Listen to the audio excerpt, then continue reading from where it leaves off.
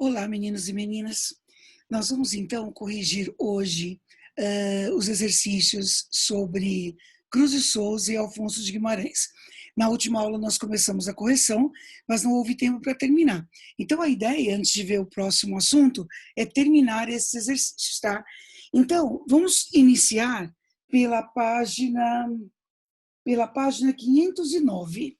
Vocês têm aqui um texto, vocês têm na página 508 o texto Antífona do Cruz de Souza, e nós lemos esse texto na última aula, mas acredito que ficaram alguns exercícios para corrigir. Então vamos começar do exercício 8, não é? Que eu acredito que seja onde nós paramos, tá bom? Então olha só, o número 8 pergunta assim: as formas são associadas a alguma imagem sonora? Então acertou o exercício quem disse que sim, e disse que a imagem sonora está aqui, indefiníveis músicas supremas. Então é só vocês colocarem sim, dois pontos, abre aspas, indefiníveis músicas supremas. Para esclarecer isso, para tirar alguma dúvida que tenha ficado, lembre-se de que o simbolismo é um movimento que faz associações, né? Principalmente associações emocionais. Lembrem que a figura de linguagem mais importante do simbolismo é a sinestesia. Eles partem do princípio de que todas as coisas têm cheiro, têm gosto, têm cor, não é? Então, misturar a música com a literatura é uma forma de mostrar isso. Então, resposta, sim, indefiníveis músicas supremas. Questão 9. Observe o uso de reticências. O que o seu emprego sugere? Então, tanto nesse poema quanto em qualquer espaço em que elas aconteçam, elas sugerem que algo fica em aberto, não é? E algo fica em aberto, neste caso, justamente porque não há palavras suficientes para traduzir isso, tá? Então é isso, não é? As reticências deixam algo em aberto porque acredita-se que não há palavras suficientes para expressar tudo aquilo que se deseja. Questão 10. O que as palavras mistério, sonho, cabalístico presentes nos textos sugerem? Reparem que são todas palavras do mesmo campo semântico, e é esse campo semântico do metafísico, não é? De algo mais espiritualizado. Então, bastaria que vocês tivessem escrito que sugerem algo espiritualizado, transcendente, desconhecido. Olhe, para quem está com alguma dificuldade para entender, lembre-se de que o simbolismo tem essa característica, ele sugere coisas, ele não diz coisas, daí esse uso de termos ligados ao religioso, não é? Ligados ao campo de mistério, não é? Coisas que são deixadas em aberto. Então, elas são deixadas justamente como uma tentativa de que você sugira um conteúdo. E o leitor, ele consiga perceber isso com os seus 5 sentidos. E a última questão dessa primeira parte: este poema constitui um verdadeiro manifesto simbolista. Isso não é uma pergunta, é uma afirmação, tá? Analisando, que características podemos depreender da poesia simbolista? Então, vocês conseguiram acertar se vocês colocaram que consegue depreender que a poesia simbolista ela trabalha com a estética da sugestão, né? Que ela usa sinestesias, que ela trabalha com figuras sonoras, porque ela acredita no conhecimento intuitivo do mundo. Então, se vocês colocaram isso, perfeito, tá? E, para terminar os exercícios sobre Cruz de Souza, nós temos os exercícios na página 512, em que aparece um poema também de Cruz de Souza, para que a gente consiga terminar esse trabalho. O poema a seguir se encontra no livro Broquéis, de 1893. Leia-o atentamente e responda ao que se pede. Lésbia, cróton, selvagem, tinhorão lascivo, planta mortal, carnívora, sangrenta, da tua carne báquica rebenta a vermelha explosão de um sangue vivo. Nesse lábio mordente e convulsivo, ri risadas de expressão violenta.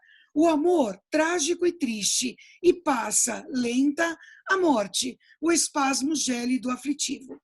Lésbia nervosa, fascinante e doente, cruel e demoníaca serpente das flamejantes atrações do gozo. Dos teus seios assídulos amargos fluem capros aromas e os letargos, os ópios de um luar tuberculoso. Veja que essa mulher, descrita aqui por Cruz de Souza, se existe em torno dela toda uma situação de sensualidade, né? Um clima ligado à sensualidade, também existe essa ideia de pecado, representado aí pela serpente, né? Pela imagem do que é demoníaco. Então, novamente, dentro dessa estética simbolista, nós não temos uma exatidão da relação que ele tem com essa musa ou com essa mulher, né?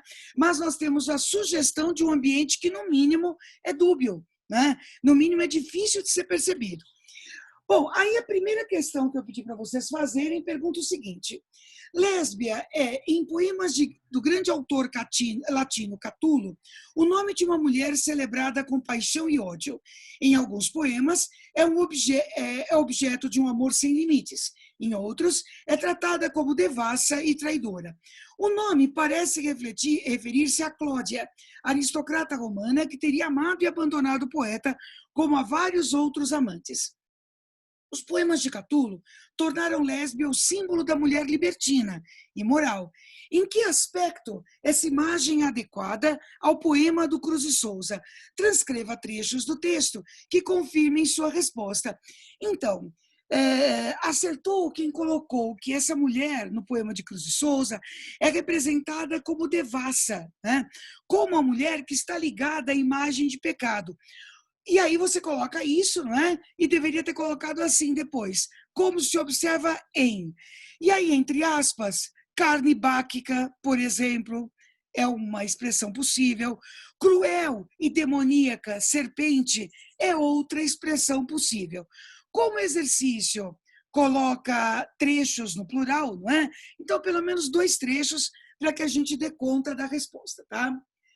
Sabendo-se que a cultura greco-latina da antiguidade na era cristã, os cristãos a chamavam de pagã, indique um elemento pelo qual esse poema de Cruz de Souza se afasta do universo greco-latino. Então, o que nós deveríamos ter escrito para ter acertado essa questão? Vocês deveriam ter colocado que no universo greco-latino não existe a ideia de pecado, né? Essa ideia de pecado está intimamente ligada ao universo cristão. Então, quando ele coloca como a mulher, como representação da demoníaca serpente, né? Essa é uma representação do mundo cristão. Então, se vocês colocaram isso, está perfeita a resposta, tá? O clima de sensualidade explosiva associado ao pecado é, na primeira estrofe, sugerido pelo vocabulário e realçado sonoramente por aliterações, repetições das mesmas consoantes e coliterações, repetições de consoantes muito semelhantes. Indique alguns dos adjetivos que colaboram para criar este clima, por meio de aliterações e por meio de coliterações. Então, o que daria para ter colocado? Daria para ter colocado a sequência selvagem, lascivo, por exemplo. Veja a repetição do som C. Não importa que a letra não seja a mesma, o que importa é que o som seja o mesmo, não é? Outra possibilidade, não é? Seria essa sequência aqui, ó, carnívora, sangrenta, báquica, vermelho, não é? Então, essa sequência sonora que se repete ou que lembra essas consoantes semelhantes, vai dar o que ele pede que a gente coloque, tá? A letra B pergunta: indique algumas das aliterações ou coliterações de consoantes oclusivas que realçam esse clima. E aí ele explica direitinho: consoantes oclusivas são momentâneas e soam como uma pequena explosão do ar bloqueado. Q, G, B, P, D, T. Diferentemente das constritivas, que não são explosivas. O C, o Z, o V, o F, o G, tá certo? Esses sons. Então, o que nós poderíamos ter colocado? Existem aliterações do C e do T, e existem coliterações do P e do B. Então, essa seria uma resposta possível, não é? E é um exercício de levantamento. Qual é o objetivo do exercício? Mostrar a vocês que existe essa repetição sonora que gera musicalidade, tá bom? Questão 4. Além da musicalidade expressiva, o cromatismo, emprego sugestivo das cores, contribui para que se crie o clima de sensualidade no poema. Indique a cor associada à sensualidade na primeira estrofe, essa é a primeira parte da resposta, não é? E transcreva as palavras que a sugerem. Então, a cor a que se associa é o vermelho. Isso fica muito evidente na primeira estrofe, não é? E aí, quais são as palavras que a sugerem? Quando ele fala em vermelha explosão, quando ele fala em sangrenta, quando ele fala em sangue vivo, todas essas expressõezinhas que nós tiramos do texto devem ser colocadas devidamente entre aspas, tá bom? Depois, a questão número 5.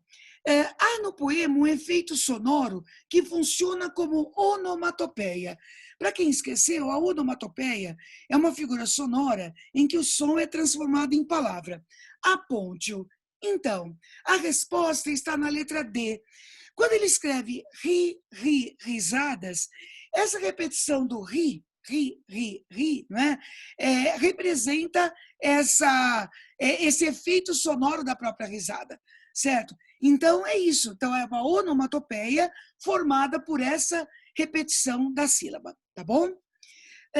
Questão 6. Lésbia é um poema surpreendente para a época no Brasil e revela a influência de um grande poeta maldito, um renovador da poesia, o francês Charles Baudelaire.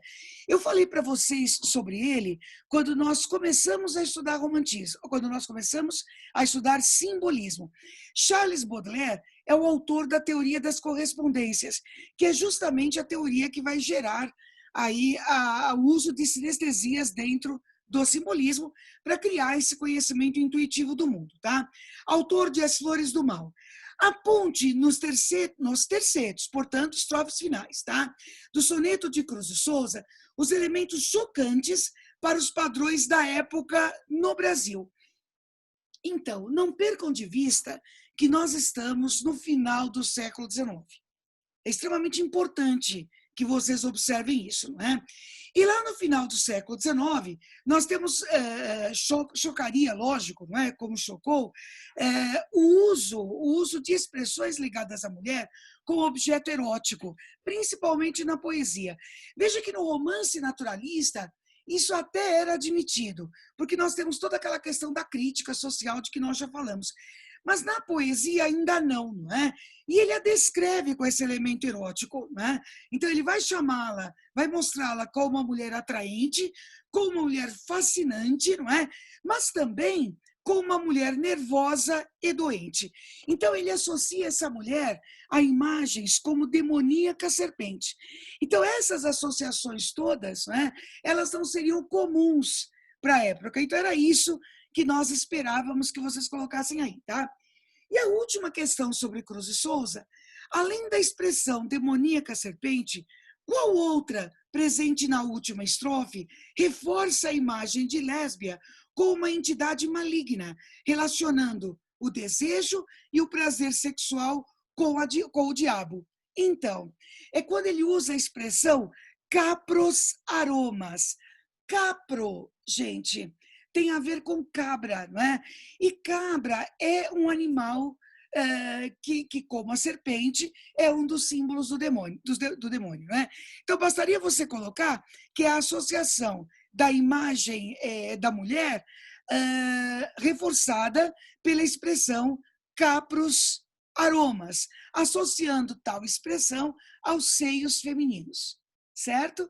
Então, sobre Cruz de Souza, foi essa parte que eu pedi que vocês fizessem para hoje, tá? Então, essa é a finalização da primeira parte dos exercícios pedidos.